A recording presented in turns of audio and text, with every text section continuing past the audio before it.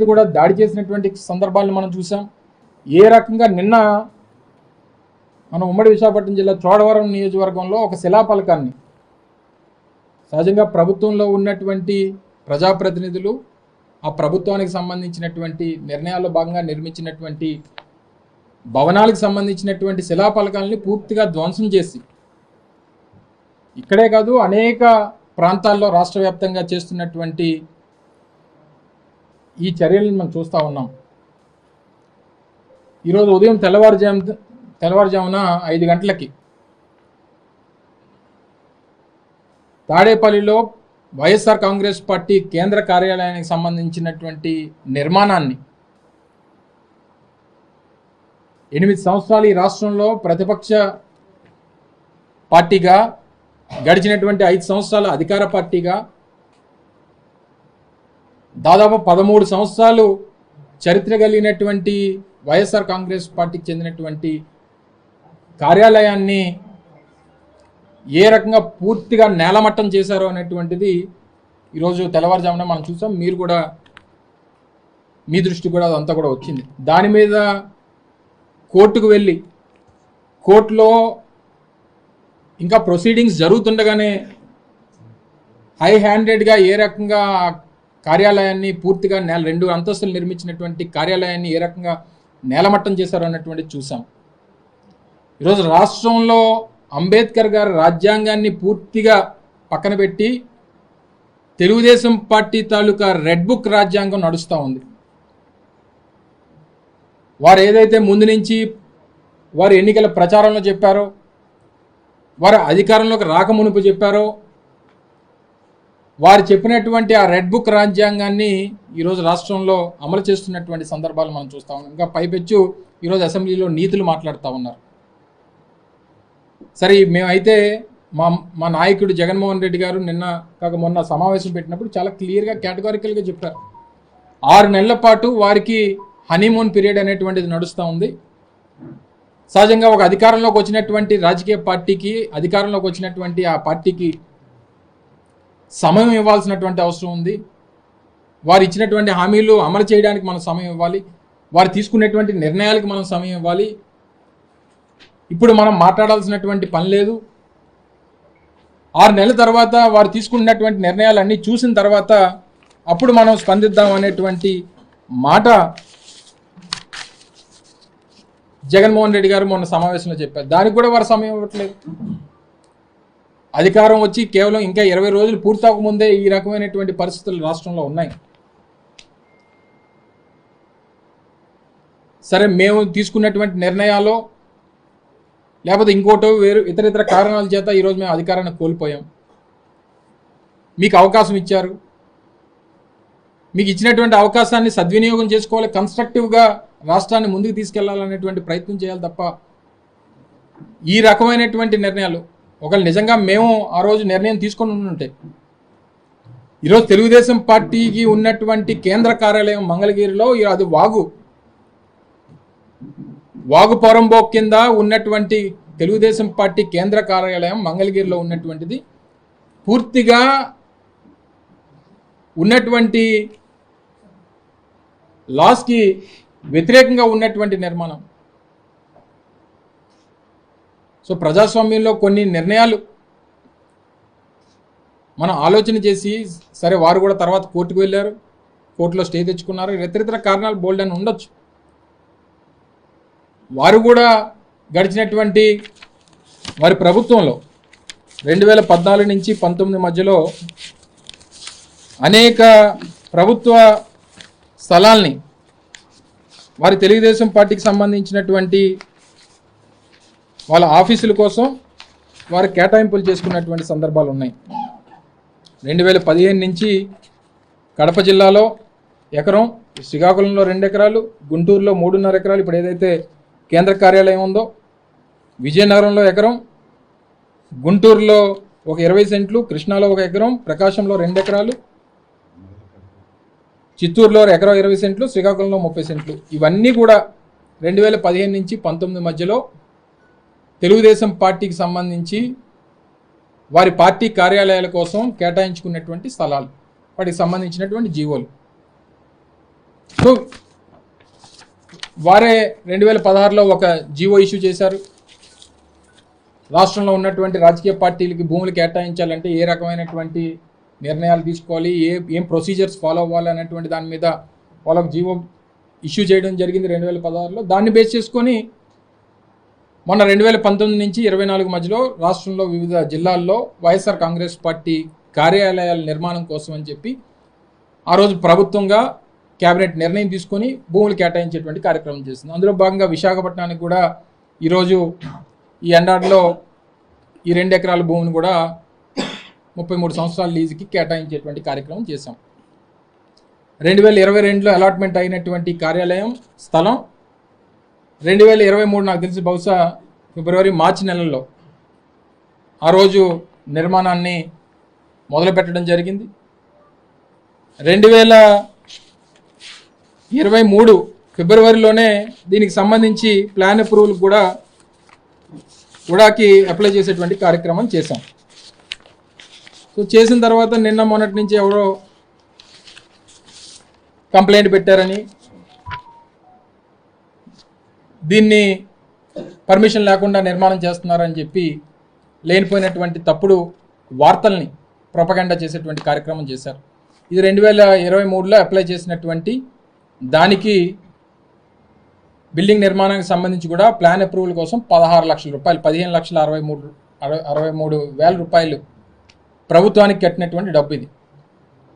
అలాగే అనకాపల్లిలో జిల్లా పార్టీ కార్యాలయం కూడా దాదాపు 38 లక్షలు ఎంతో, కరెక్ట్గా నాకు నెంబర్ తెలియదు కానీ 30 లక్షల పైచీలకు అక్కడ కూడా ప్రభుత్వానికి డబ్బులు కట్టి, సహజంగా ఒక బిల్డింగ్ నిర్మాణం ప్రభుత్వానికి సంబంధించింది నిర్మాణాలు కాకుండా ప్రైవేట్ వ్యక్తులు ఎవరు ఏ బిల్డింగ్ నిర్మాణం చేసినా యాజ్ పర్ ప్లాన్ నిర్మాణం జరిగినంత వరకు అందులో కొంత భాగాన్ని ప్రభుత్వానికి మార్టగేజ్ చేయాల్సినటువంటి అవసరం ఉంది. మీరు అపార్ట్మెంట్లు కట్టినా లేకపోతే ఇల్లు కట్టినా ఇంకోటి కట్టినా దానికి సంబంధించినటువంటి మార్టగేజ్ కూడా, ఫస్ట్ ఫ్లోర్ మార్టగేజ్ కూడా ఇక్కడ సబ్ రిజిస్టర్ ఆఫీస్ మధురవాడలో ప్రభుత్వానికి మార్టగేజ్ చేసేటువంటి కార్యక్రమాన్ని కూడా చేశాం. తీరా అంతా అయిపోయిన తర్వాత నిన్న వారు ఏమంటారంటే ఇది మీరు ఉడాలో కాదు జీవీఎంసీలో మీరు అప్లై చేయాలి కదా అని చెప్పి నిన్న వారు సమాధానం.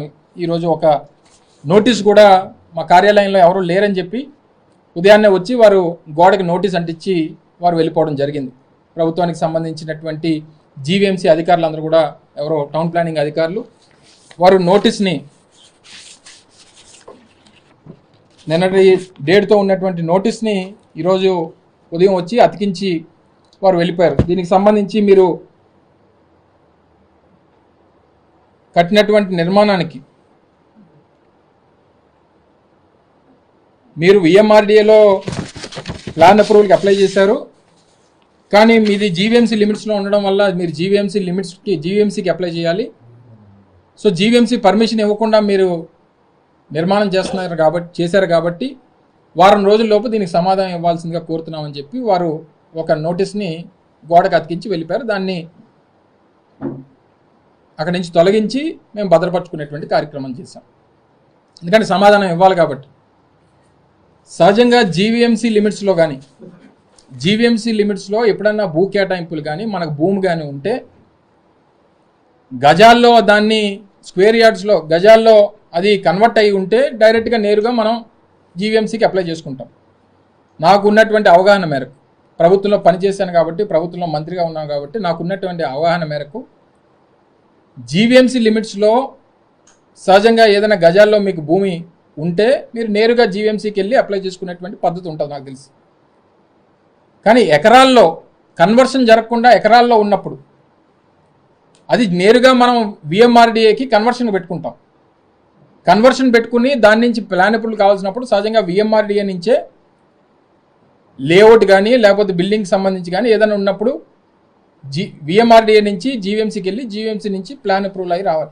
మేము అప్లై చేసి దాదాపు 365 రోజులు పైచిలకు, అంటే సంవత్సరం పైచిలకు అయింది. ఇప్పుడు మళ్ళీ వారు నిన్న సమాధానం ఇస్తూ వాళ్ళు ఏం చెప్పారంటే జీవీఎంసీకి మీ రిక్వెస్ట్ని ట్రాన్స్ఫర్ చేయాలని చెప్పి వారు కోరడం జరిగింది. సరే, మేము రిక్వెస్ట్ ట్రాన్స్ఫర్ ఆర్టీఎస్ అని చెప్పి ఒక సిస్టమ్ ఏదో ఉంది, రిక్వెస్ట్ ట్రాన్స్ఫర్ సిస్టమ్ అని చెప్పి ఆర్టీఎస్ అనే ఒక నామినిక్లేచర్తో ఒక రిక్వెస్ట్ ఉంది. దాని రిక్వెస్ట్ మేరకు జీవీఎంసీకి అప్లై చేస్తాం. కట్టాల్సిన డబ్బు కట్టాం, గవర్నమెంట్కి కట్టాం. కావాల్సినటువంటి ప్లాన్ అప్రూవల్, కావాల్సినటువంటి building structure, as per plan approval ప్రకారం బిల్డింగ్ కట్టాం. అన్నీ ఉన్న తర్వాత ఈ రకంగా ప్రభుత్వానికి సంబంధించినటువంటి అవకాశం ప్రభుత్వంలో మేము ఉన్నాం కాబట్టి, మేము ఏదన్నా చేయొచ్చు కాబట్టి, దేనన్నా ఎమ్మెల్సీ గురించి ఏదన్నా మనం చేయొచ్చు అని చెప్పని అనుకుంటే ఇది పద్ధతి కాదు. మీరు పాటించాల్సినటువంటి ప్రజాస్వామ్యంలో ఒక రాజకీయ పార్టీ అనేటువంటిది, గతంలో అధికారంలో ఉన్నటువంటి రాజకీయ పార్టీ, 13 సంవత్సరాల చరిత్ర కలిగినటువంటి పార్టీ, ఈరోజు ఈ స్థాయిలో మీకు అధికారం ఉందని చెప్పి, మీకు ఒక సొంత రాజ్యాంగం ఉందని చెప్పి, మేము ఎర్ర పుస్తకంలో రాసుకున్నటువంటి అన్నీ అమలు చేస్తామని చెప్పి ఈ రకమైనటువంటి చర్యలు వీటికి పాల్పడతామంటే సరే, రేపు కూడా మళ్ళీ ప్రజాస్వామ్యంలో ఏది శాశ్వతం కాదు. ప్రతిదానికి సమాధానం అనేటువంటిది ప్రజలు ఇస్తారు. అవకాశాలు అనేటువంటివి అందరికీ వస్తాయి. అవకాశం వచ్చినటువంటి దాన్ని ఏ రకంగా మీరు వినియోగిస్తున్నారు అనేటువంటిది ప్రజలు చూస్తూ ఉన్నారు. ఏదేమైనప్పటికీ ఇది వైఎస్ఆర్ కాంగ్రెస్ పార్టీ నాయకులు, కార్యకర్తలు, అభిమానులు అందరికీ సంబంధించినటువంటి ఒక దేవాలయం లాంటిది. ఇక్కడే కాదు, రాష్ట్రంలో అన్ని ప్రాంతాల్లో ఉన్నటువంటి వైఎస్ఆర్ కాంగ్రెస్ పార్టీ కార్యాలయాలంటే మా పార్టీకి సంబంధించినటువంటి దేవాలయాలతో సమానం. తప్పకుండా రానటువంటి కాలంలో చట్టపరంగా మేము పోరాటం చేస్తాం. మేము చట్టాన్ని ఎక్కడా కూడా మేము అధికారం ఉందని చెప్పి, వాస్తవంగా అయితే గతంలో 10-11 బిల్డింగులు తెలుగుదేశం పార్టీ హయాంలో నిర్మించారు. తీమనంటే వాళ్ళకి ఏంటంటే దేనికి పర్మిషన్స్ ఉన్నాయో. 2002, 2003లో విశాఖపట్నంలో ఉన్నటువంటి దస్పల హిల్స్ పక్కన ఉన్నటువంటి వారి ప్రభుత్వ కార్యాలయానికి 17-18 సంవత్సరాలు అసలు ప్లాన్ అప్రూవల్ లేదు. ఆ రోజు ప్రతిపక్షంగా మేము ఫైట్ చేసి అసలు మీ తాలూకా రికార్డ్స్ అన్ని బయట తీయమంటే అప్పుడు 16-17 సంవత్సరాల తర్వాత వాళ్ళు ప్లాన్ అప్రూవల్కి అప్లై చేశారు. అప్పటి వరకు ఉన్నటువంటి ఫైన్లు అన్నీ అప్పుడు కట్టారు. అప్పటి వరకు ఉన్నటువంటి ట్యాక్స్లు ఒకరోజు కట్టలేదు. ప్రభుత్వానికి కట్టాల్సినటువంటి లీజ్ అమౌంట్ కట్టలేదు. వీరు వచ్చి ఈరోజు నీతులు చెప్పి మేము ఈ రకంగా కార్యక్రమాలు చేయడం అనేటువంటి సమంజసం కాదు.